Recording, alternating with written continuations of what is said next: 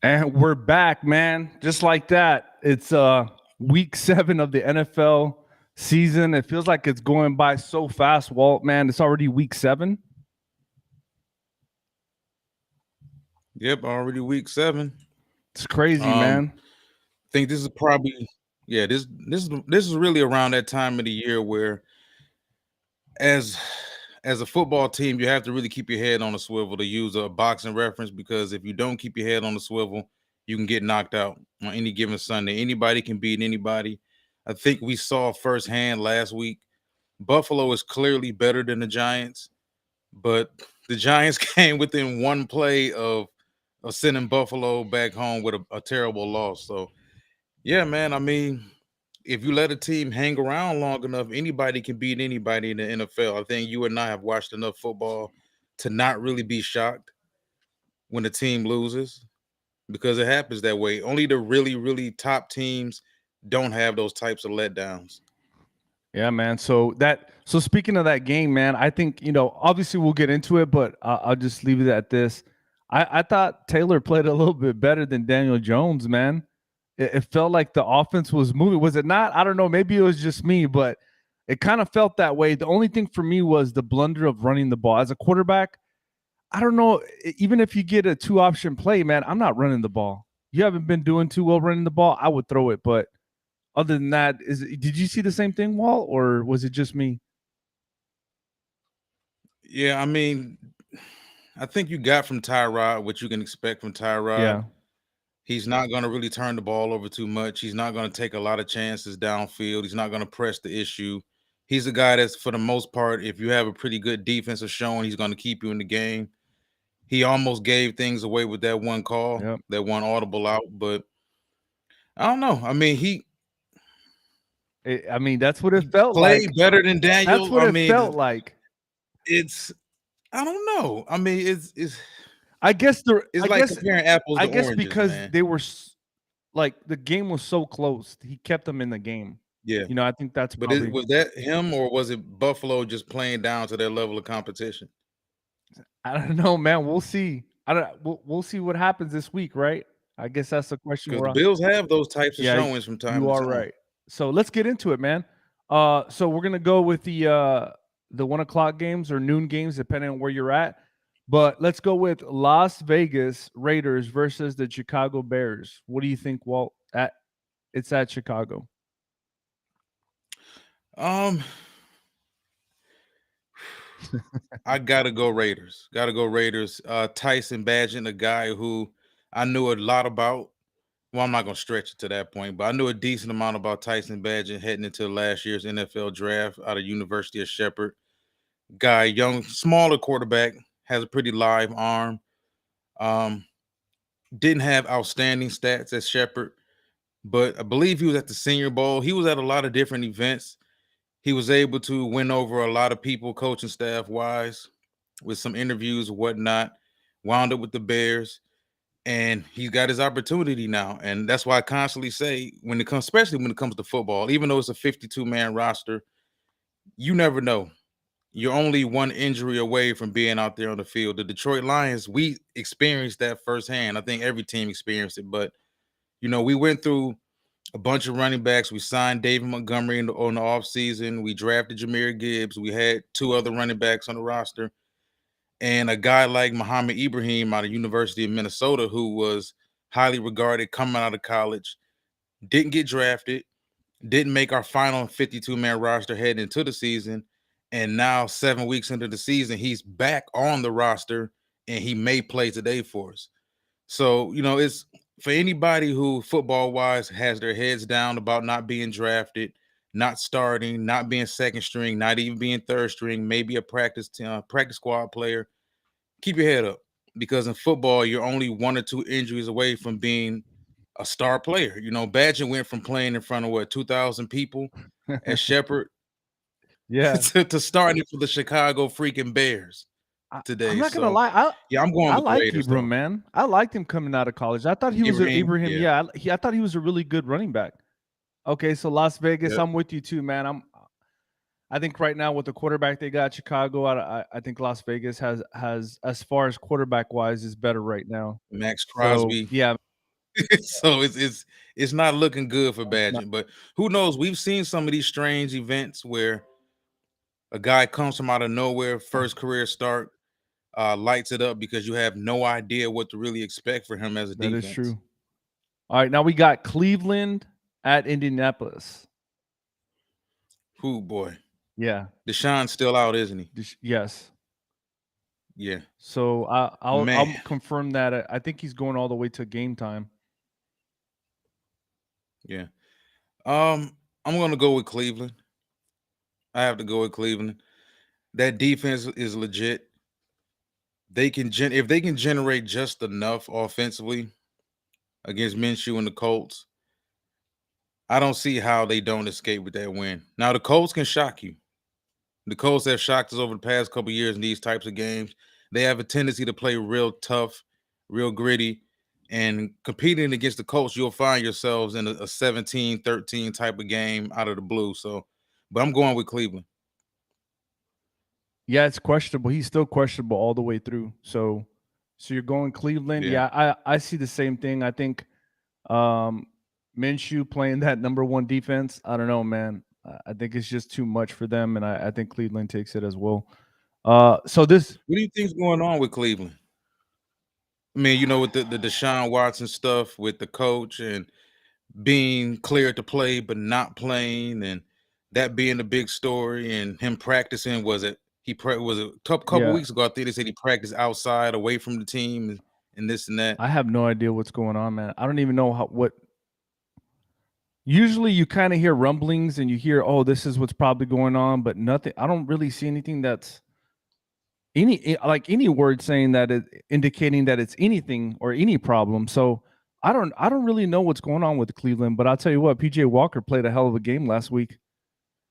Like He almost he almost oh, gave it he away did, but to I'm saying I thought he played pretty good, man, considering the Yeah, fact that they're playing a top-notch defense. And I don't know, man. I don't know what's going on with Watson and Cleveland, to be honest with you, but we'll see, man. That is a weird situation, though. It's kind of like the Chandler Jones Raiders. Now we find out what's going on, but I'm saying it kind of feels like that. I don't know what's going on, to be honest with you. But now we got Buffalo at New England, and New England, man, New Bills. England has not been looking good. Walt, what do you? I mean, I don't even. Kendall's, obviously Kendall's the one that would know, but they're not looking Yeah, good at all. They're not even looking like they're being a competitive team. yeah. I think it's one thing when it's a talent issue on the roster. It's another thing when it's a talent issue and it's a prehistoric scheme issue and it's a quarterback that doesn't seem to fit into the entire situation. And you're hearing rumblings also about coaches not liking them, teammates not liking them. Uh, not the Colts, but the Patriots have really struggled drafting offensive firepower. Also, they've gotten via free agency or via the draft a bunch of, in my estimation, a bunch of B-C players. Belichick has always been able to draft solid linebackers, solid corners, safeties, some of those Swiss Army knife interchangeable type of players. But when it comes to offense, he's stunk. And that team offensively stinks a lot. They've made some questionable draft picks over the past 2 or 3 years, well, specifically going back since Tom left. I think that was an organization I honestly felt should have did a complete makeover and went in a different direction because Brady, whether we admitted it or not, I don't think there's any question right now. Brady was the reason. Belichick has lost more games post Brady than he lost in the entire time he had Tom Brady, which is crazy in just 3 years. So, yeah, I felt like they wouldn't do it right then and there because I felt like if Bill wanted to walk away 3 years ago, they would have let him. But a coach of his stature that's accomplished what he's accomplished, you're not going to just push him out the door. So I just felt like they should have went in a different direction. They needed a different identity. And with Tom leaving, they just decided to just keep on pushing this Patriot stuff. They went out and drafted Mac Jones. They figured Mac Jones would be a carbon copy of it. They'll just plug him in and keep winning. They got a lot of issues, man. And another issue is that dude at quarterback for Buffalo. Like he's buzzsaw New England his career. So along with the Miami Dolphins, but yeah, he really tears up New England. So I'm going with Buffalo today. So we got a comment from Ramiro Zuniga. Is Bill Belichick time done in New England? Didn't they just give him an extension? Yeah, but I'm starting to hear some rumors, man, that Mr. Kraft is not happy. Why would he be? I'm just saying. So this is my thing, and that's an interesting question, right? That Ram asked, because I've asked a couple of people that that I know around that either coached in the league or there's a couple of people that I know, and I asked, hey man, have y'all heard anything about Bill Belichick or what's going on or what's the deal?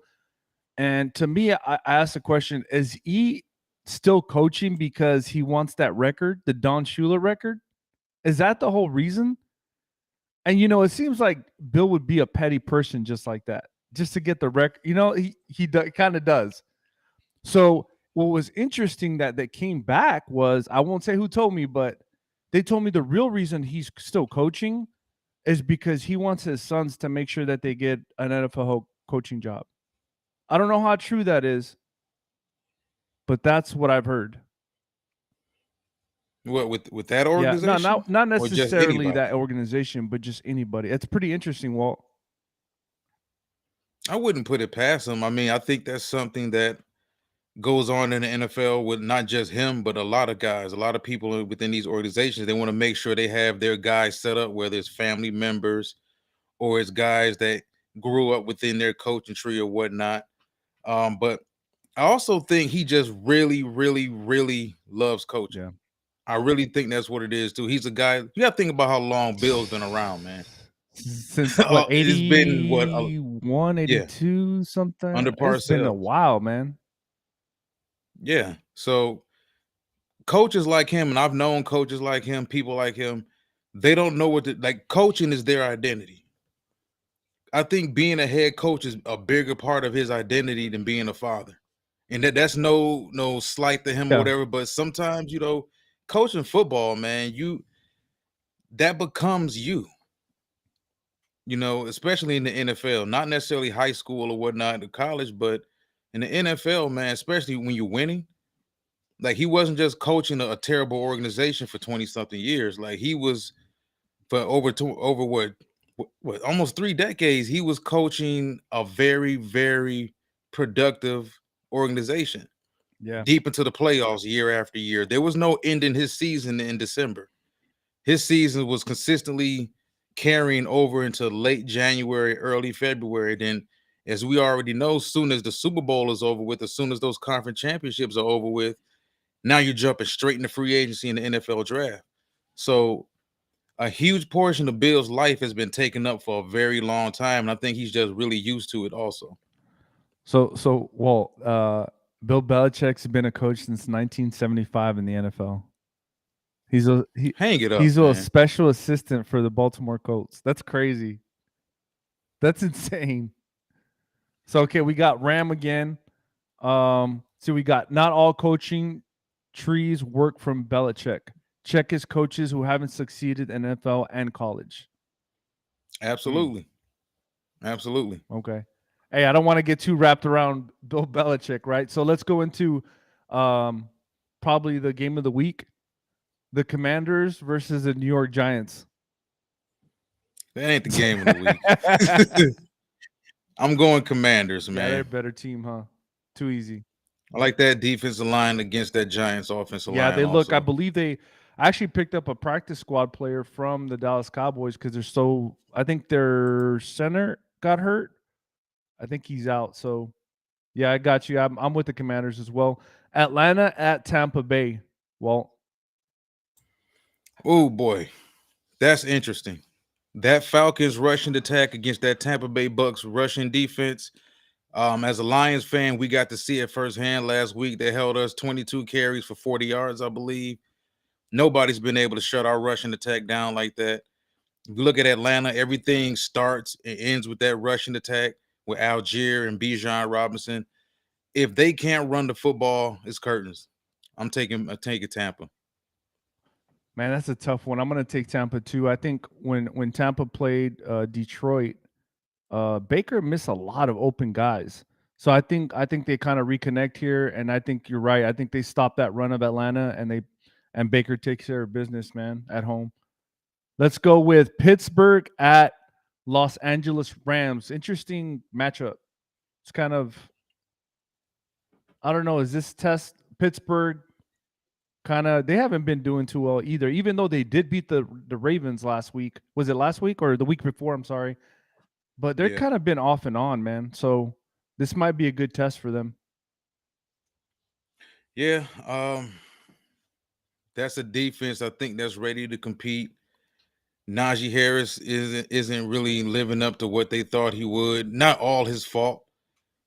They've had a lot of issues within that offensive line. They've also had issues with him not adapting to the run scheme, not taking the yards that's there.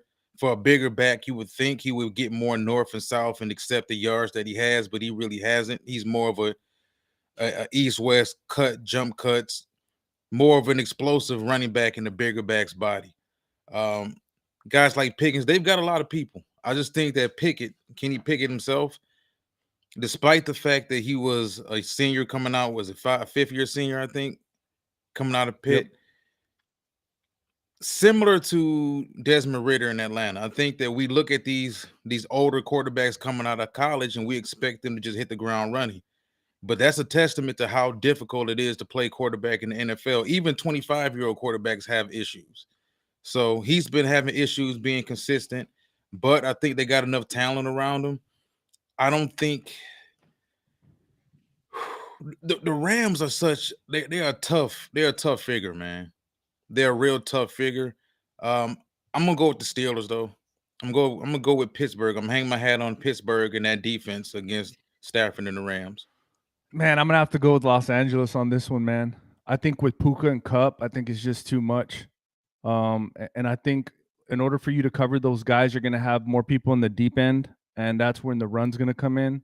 And I think that's the reason they win. That Puka kid is so good, Walt. He is so smooth, man. Yep. Yep. He is so. And what's crazier is that every week that goes by, he's looking like Cooper Cup more and more. Is it?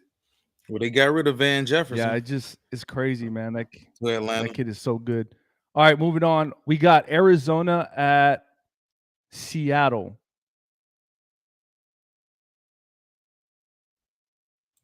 Sorry, can you repeat that? Arizona at Seattle, a division game there with on the West. I got Seattle. That's an easy one. I got Seattle too, Yeah. man. It's too easy. Now we got Green Bay at Denver. Ooh-wee. Yeah. Yeah. Ooh-wee. Anything can happen. Yep. Kindle's on I now. don't know. Yeah. I'm gonna take Green Bay. I think there's just too much going on with Denver right now.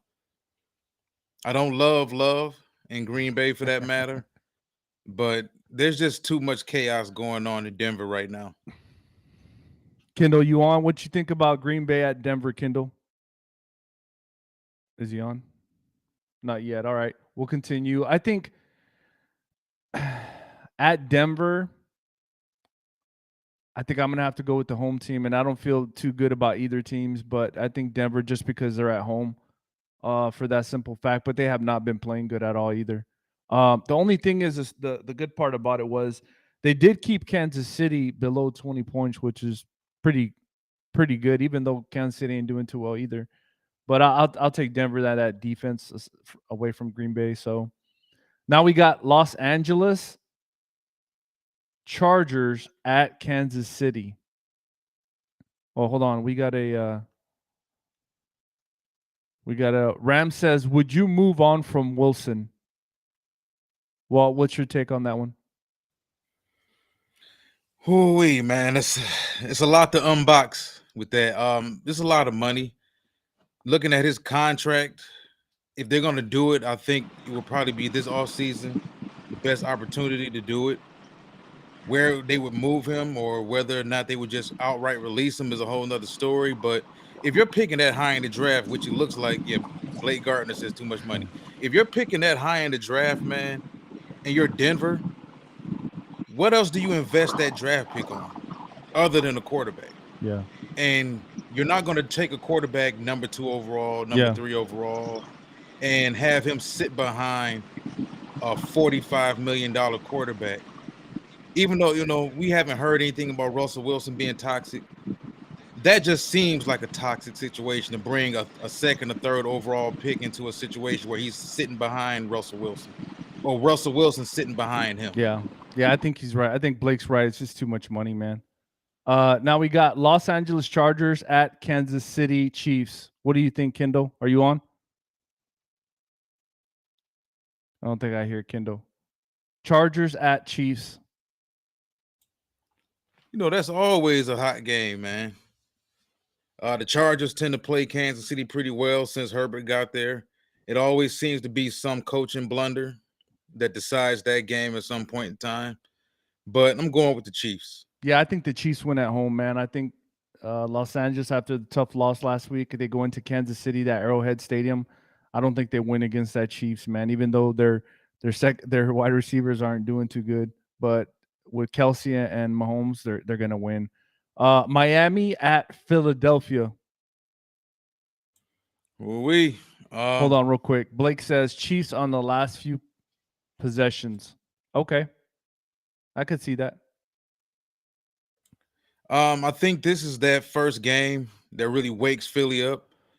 I don't want to say Philly just been bored the first few games of the season, but I think this is a game they know they got to really step up and play. And this is a big challenge for Philly, for the Dolphins also. They've kind of had some shaky performances against better competition. So I think both teams understand that this is a major game. It's a night game as well, prime time. And I'm running with the Eagles. I think we'll see the best out of the Eagles tonight. Ram says Miami blows out Philly. Interesting. Yeah, for me, I think Miami against that Philadelphia defense is. I don't think it's going to be a matchup that they're going to like. I don't think it's going to be favorable for them, especially them losing secondary people. I think Miami's going to win this game, and I think it's going to be convincing as well. Just because, not that Philadelphia is bad, just for the simple fact that their secondary is hurting right now so bad. I don't think they'll be able to keep up with that team. The only way that Philadelphia does keep up is that offense starts clicking a lot more, and they don't go 3 and out 2 or 3 times. And I think it'll be a game. But other than that, I think Miami might blow them out. One thing I will say about that, I think a big issue Hurts has had this season also. He's one of those mobile quarterbacks that needs the running game, his running game, to get him going into a rhythm passing wise. He hasn't had those same types of running lanes this season that he's had the last couple years. And he doesn't look as comfortable in the pocket. His footwork's been inconsistent, but they're still the Eagles. They still got AJ out there. They still got Devontae out there. And if they can establish the run, because I believe you can run on the Dolphins. Yeah. So if they can establish the run with Hurts and Swift and those guys, get the play action going for him, I think they can win that game. I think, to me, Walt, I said it before too, when you change the offensive coordinator, and even though he knows the system or whatever the case may be, I don't care who you are. Rhythm is a big deal in the NFL for your quarterback. It's huge, man. Yeah. Like, people don't understand that. And if you don't have your quarterback in a rhythm to the point where he's in the game and he understands the game, like, okay, I know what coach is calling right now. I know probably what the next thing's coming, and the third thing, the fourth thing, the chess match. If you don't have that type of offensive coordinator, your quarterback is never going to play, I guess, to the potential that you think he should play. So, well, what if what Ram says actually happens and Miami embarrasses Philly tonight? Do you see any? I mean, I don't want to jump the gun too much, but do you think we could see some changes offensively? Because Hurts hasn't really looked good offensively. And if they go out there tonight and the offense stinks, And the defense, we kind of expect Miami to score a little bit, but if Hurts still looks inconsistent, doesn't look comfortable, and there's another bad offensive showing because that didn't look good against the Jets either last week. I think, and I'll say this about because I'm a Cowboys fan, right? But the more Dak runs, the more the team wins. So you don't want to do that to your quarterback, but I believe in that in Philadelphia Eagles too. I think Hurts has ran more because he had to improvise, not so much it's a game plan.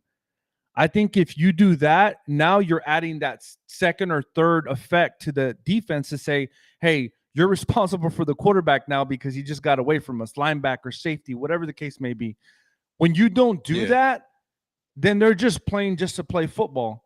But when you have them thinking, okay, I got to think about the quarterback now again, but it has to be Yeah. planned, the Walt. I don't think they do that a lot like they did last year.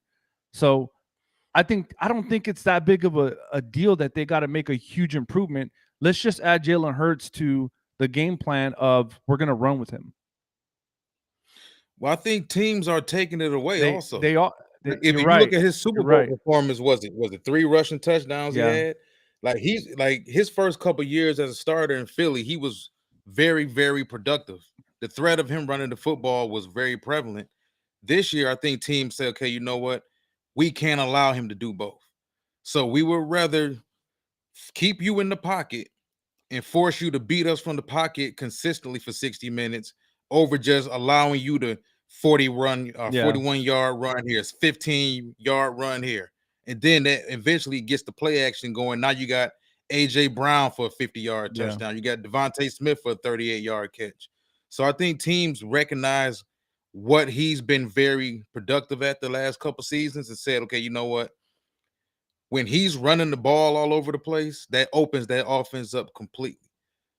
Shut down his running game, shut down his running lanes, and force him to stay in the pocket. And he hasn't looked comfortable staying in the pocket. He's had some clean He hasn't. pockets, He really hasn't. You're right. but he's very bouncy and very toesy. He's sailing the Yeah. balls. It hasn't been comfortable at all. It hasn't looked comfortable What's at going to all be for him. interesting, man? It's at Lincoln Field. So, all right, Monday Yep. night, Walt, we got San Francisco at Minnesota. Is it even a? Should we even talk about it or? Yeah, I'm gonna take the 49ers. Extra day of rest. They had a situation in Cleveland last week. I wasn't surprised at all. I think a lot of people just they see that orange and brown and they just they associate that with bad football, and that's not what it is. The Browns They are a very, very good defensive they are. football team. Even without Deshaun Watson, when you have a very good defense, that puts you in games consistently. So like I said, I'm not surprised at all that they lost. I knew the game was going to be close. I figured they would pull it out in the end, but we being honest about it, man, the refs bailed Cleveland out They did. twice on that final drive. Twice on that final drive. And Moody missing that kick at the end, that game could have went either way. Well, could have easily went San Francisco's way. So Frisco at Minnesota, I'm taking Frisco. I'm taking Frisco too. But just be wary that Debo Samuel is out. Trent Williams is doubtful. Christian McCaffrey is questionable, and Greenlaw's questionable. So that could play a big difference in the game. But I think San Francisco take it. They just have too much talent. Now, Yeah.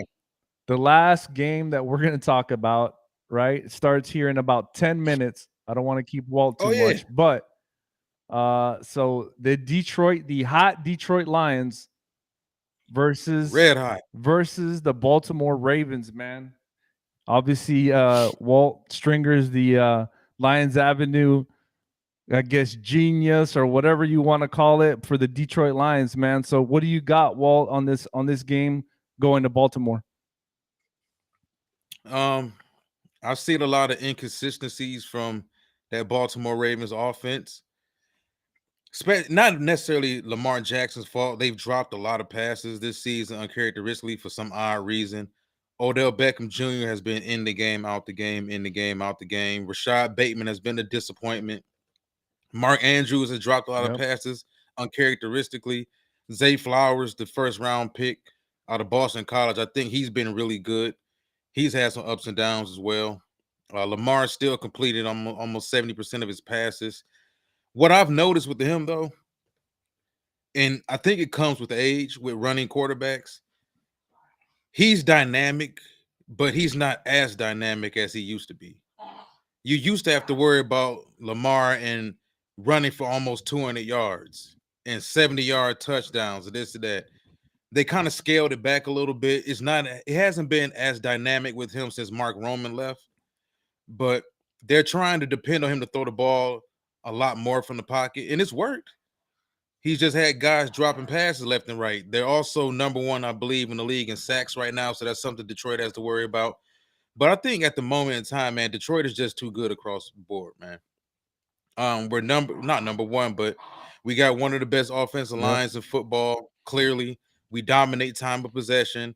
We dominate and shut down everyone's run game.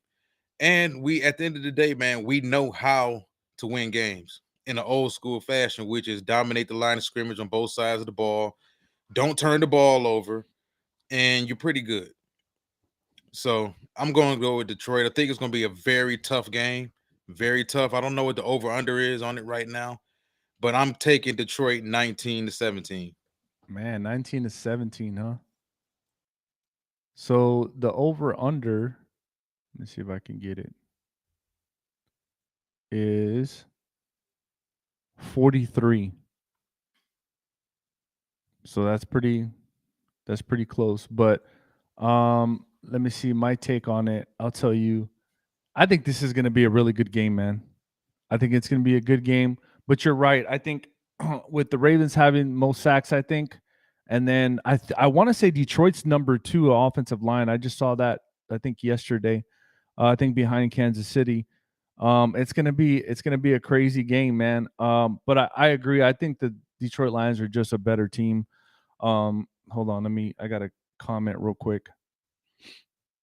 So Ram says, "Do you trust Golf if you had to put the ball in his hands versus Baltimore's D?" Yeah.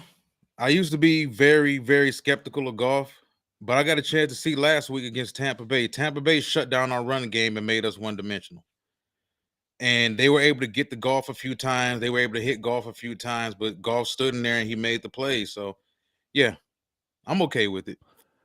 Mainly because, like I said, it's a road game, but Baltimore has looked like inconsistent Baltimore over the past couple years. So I don't view this Baltimore Ravens team as the vaunted old school Baltimore Ravens of the past that we all love and respect and give a lot of credence to. I think this Ravens team is very beatable. Yeah, so looking at the team, I mean, I think they have the most, let me see, the ninth most drops with 8, and that's because 7 of them came one game. So yeah, you're right, man. Lamar doesn't look the same. He doesn't look like he doesn't want to leave the pocket almost. He doesn't have Odell Yeah, consistently. so I don't know. That team is kind of, I don't know if it's the offensive coordinator that they brought in or whatever the case may be, but yeah, they're not playing very well, man. And this Detroit Lions team is hot, and especially with the defense playing the way they're playing, I think the Lions take this one. You said 19 to 17. I'll give you a score prediction. I think it's going to be 28-17 Detroit. I don't Mm, think I think the Ravens might come back towards the end, but I don't think it's even going to be a game. It's going to be a good game though, I think from the beginning, but I think they'll pull away from it. yeah. But now, man, Walt, any last comments on week 7 of the NFL? It's going by so fast, man. Well, we got our bye coming up after this week. Um, for Detroit, I think it's very important that they end the week before the bye on a strong note.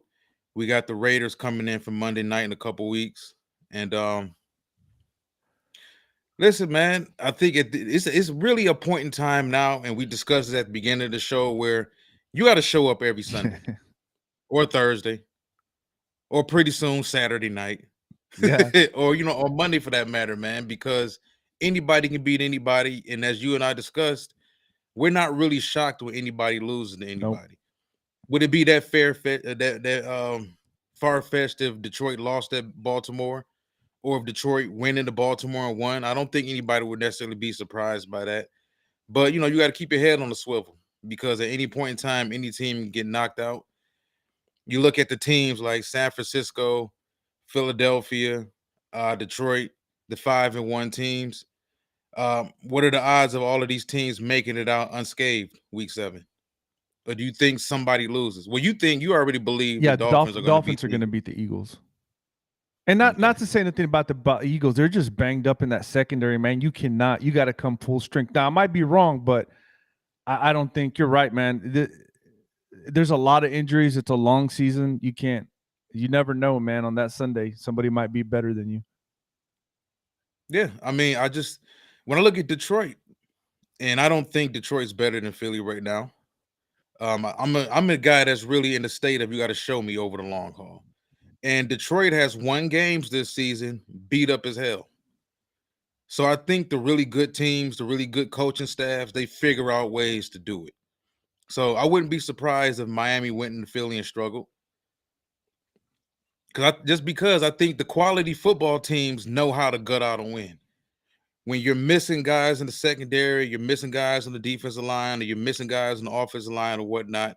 Okay, now as a coaching staff, you can't just lean on your talent to carry you through.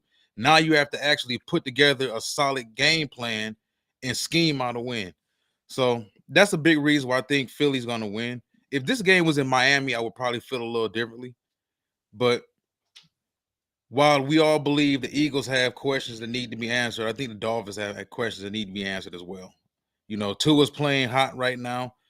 We saw this hot version of Tua last year. We've seen a hot version of the Miami Dolphins last year. But come late October, weather starts getting a little cool outside, a little windy, a little rainy, little icky. November, snow starts to come, ground gets a little harder, football gets a little harder and slicker. Are you built for that? Because I think, let me ask you this tonight. Regardless of who wins, who does this game say more about? Like if Miami goes to Philadelphia and loses, not necessarily they lose 21-20, something like that, but if they go to Philadelphia and get dominated, kind of like the way Josh Allen and the Bills tend to dominate them, what does that say about them? I mean, the Corvette looks good, man, but that it can't play in all seasons. You can't drive a Corvette in all seasons. The Mustang, you know what I'm saying? Can't bring the Mustang out in the snow. You can't, man. So I think you're right, man. I think at the end of the day, Miami has to look at themselves and yeah, it's cool to pass for 300 yards or 400 yards, whatever you want, but in reality, man, for you to make it to the Super Bowl, you have to be not only dominate but run the ball, but it has to be consistent. So, and they had games that are crazy, they're fast, but when I call it bully ball, right? That's when the weather starts getting bad and you got to play bully ball. Can they play that kind of ball though? That I don't know if they can. I don't think they can. I think they're a fast-paced team, and I think that right now, I think that's the way they beat Philadelphia. Is those interior linemen? You have to keep them running, man. You can't let them rest. Like you have to go no huddle, make them grasp for air. That's the way I would do it, and then that's probably how they're gonna do it. But when you can't do that, I don't think Miami's built that way. I don't think they can play bully ball, in my opinion. Yeah, I mean, you made the Corvette comparison. I gotta tell people, I would rather be a Navigator. I'd rather be an Escalade. I look good in that Escalade all year long. But yeah, man. So, but no, I appreciate it. Well, hey, for me, I think week 7, I think week 8 or week 9, we kind of know, what teams are about somewhat, right? So it's getting really close. We're kind of seeing the NFL kind of open up and see what we have as far as the division leaders and who's leading and who's not. Trade deadline. The trade deadline coming up. Who's gonna trade for that big player? There's been rumors about Philadelphia going after Patrick Surtain. We'll see. But no, man, I appreciate it. Other than that, man, you got anything else, Walt?